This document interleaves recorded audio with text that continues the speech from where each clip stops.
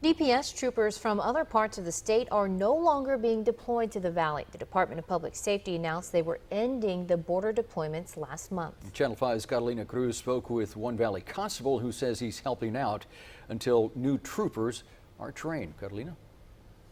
Typically during a visit to Ansalduas Park, you can expect to encounter law enforcement. Today there were no troopers, only a constable patrolling the area and a family who took notice of the change. Memories came flooding back for Elio Salinas. We usually come fishing during the weekends, sometimes weekdays, like they have off today.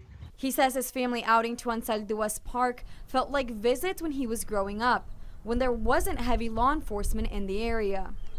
During his trip last month, troopers were visibly present, so he took notice of the empty space today. Yeah, it's very weird. He's referring to a lack of DPS troopers stationed at Ansalduas Park. We were there for nearly an hour. The only law enforcement we saw was a constable. Precinct 3 Constable Larry Gallardo says a heightened presence of state troopers seemed to deter people from trying to cross the border illegally. Troopers are the first ones, they've got the helicopter, they've got the assets to assist us. But the numbers of crossings hasn't changed. Typically, DPS troopers were rotated in and out of the valley on a weekly basis.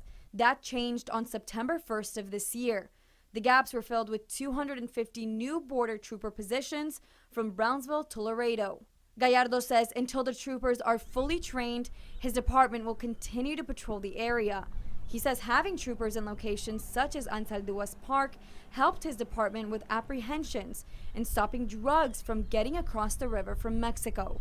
Has the presence of DPS being on the border as much as they were impacted that? Probably so, because they were everywhere. Now they're kind of drawn back a little bit, but the numbers are there, but they're just drawn back.